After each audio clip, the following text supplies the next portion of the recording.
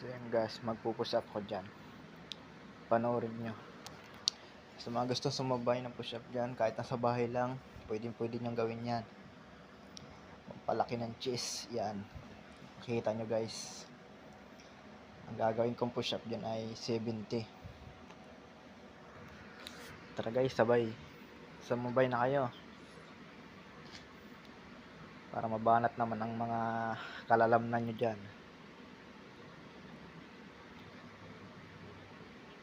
Yan guys, focus nga lang ako dyan.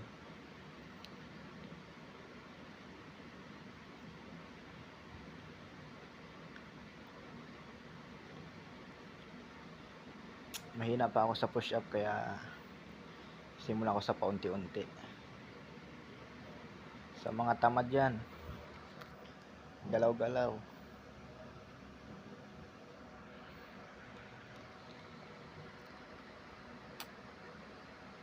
Kahit nasa bahay lang kayo, pwede kayo mag-workout.